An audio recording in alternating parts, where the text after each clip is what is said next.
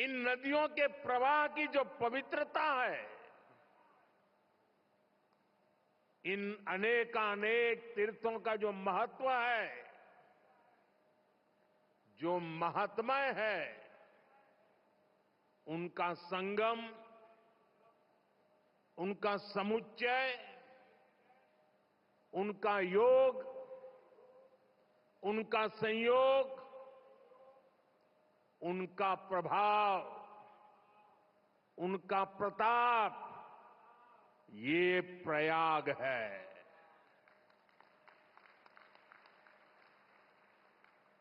ये केवल 3 पवित्र नदियों का ही संगम नहीं है। प्रयाग के बारे में कहा गया है, माघ मकरगत रवि जब होई, तीरथ पति ही आव सब कोई। अर्थात जब सूर्य मकर में प्रवेश करते हैं, सभी दैवीय शक्तियां, सभी तीर्थ, सभी ऋषि, महर्षि, मनीषी प्रयाग में आ जाते हैं। ये वो स्थान है जिसके प्रभाव के बिना पुराण पूरे नहीं होते। प्रयागराज वो स्थान है जिसकी प्रशंसा वेद की ऋचाओं ने की है। भाइयों बहनों, प्रयाग वो है जहां पग पग पर पवित्र स्थान है, जहां पग पग पर पुण्य क्षेत्र है। त्रिवेणीम माधवम सोमम भरद्वाजम च वासुकिम वंदे अक्षयवटम शेषम प्रयागम तीर्थनायकम। अर्थात त्रिवेणी का त्रिकाल प्रभाव, वेणी माधम की महिमा, सोमेश्वर के आशीर्वाद, ऋषि भारद्वाज की तपोभूमि, नागराज वासुकी का विशेष स्थान, अक्षय वट की अमरता और शेष की अशेष कृपा, ये है हमारा तीर्थराज प्रयाग।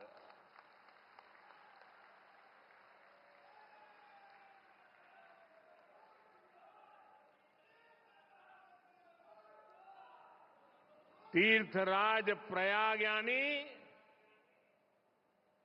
चारी पदारथ भरा भंडारू,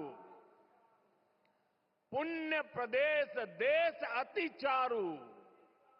अर्थात जहां धर्म, अर्थ, काम, मोक्ष चारों पदार्थ सुलभ है, वो प्रयाग है।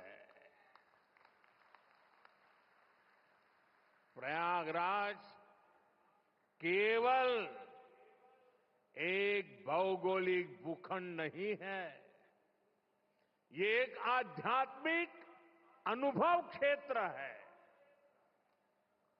ये प्रयाग और प्रयाग के लोगों का ही आशीर्वाद है कि मुझे इस धरती पर बार बार आने का सौभाग्य मिलता है।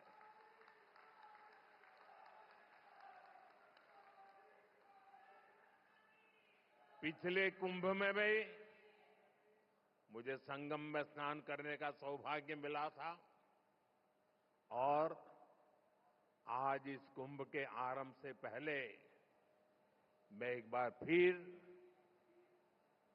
मां गंगा के चरणों में आकर के आशीर्वाद प्राप्त करने का सौभाग्य प्राप्त किया।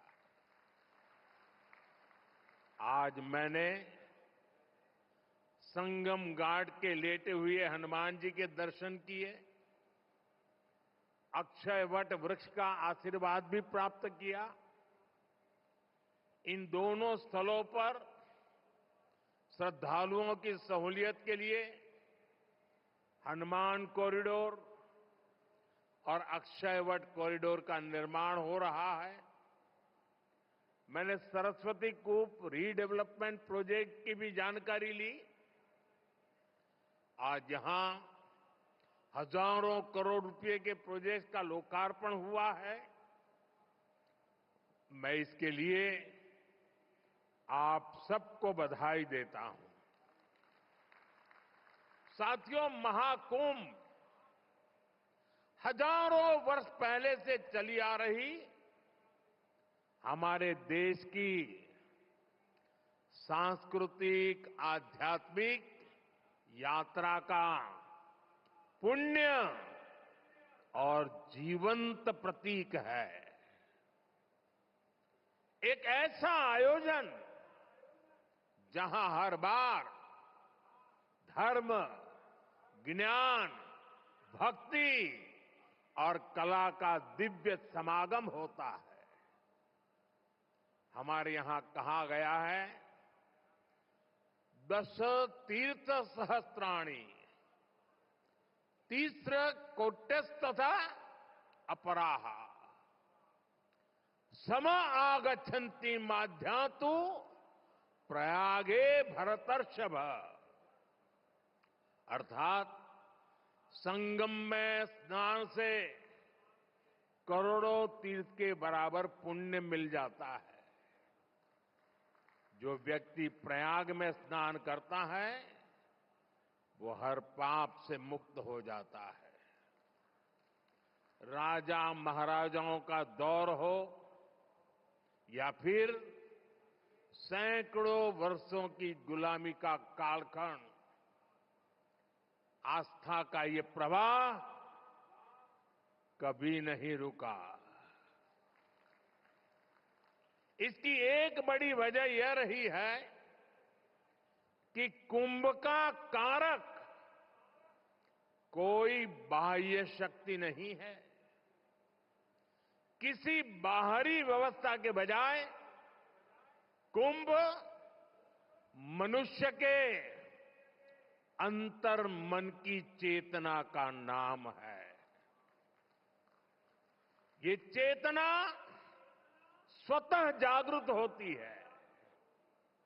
यही चेतना भारत के कोने कोने से लोगों को संगम के तट तक खींच लाती है। गांव, कस्बों, शहरों से लोग प्रयागराज की ओर निकल पड़ते हैं। सामूहिकता की ऐसी शक्ति, ऐसा समागम शायद ही कहीं और देखने को मिले। यहां आकर संत, महंत, ऋषि, मुनि, ज्ञानी, विद्वान, सामान्य मानवी सब एक हो जाते हैं।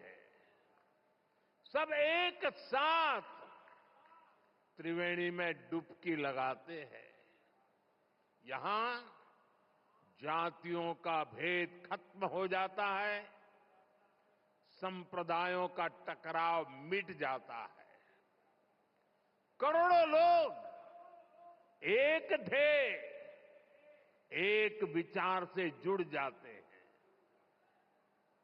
इस बार भी महाकुंभ के दौरान यहां अलग अलग राज्यों से करोड़ों लोग जुटेंगे।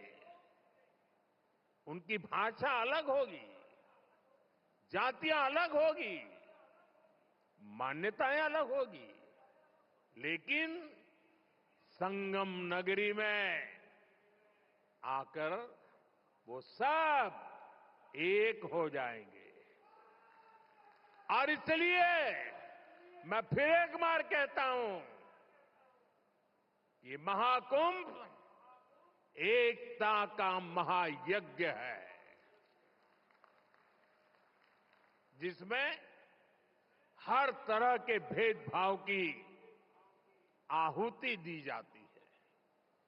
यहां संगम में डुबकी लगाने वाला हर भारतीय एक भारत श्रेष्ठ भारत की अद्भुत तस्वीर प्रस्तुत करता है। साथियों, महाकुंभ की परंपरा का सबसे अहम पहलू ये है कि इस दौरान देश को दिशा मिलती है। कुंभ के दौरान संतों के वाद में, संवाद में, शास्त्रार्थ में, शास्त्रार्थ के अंदर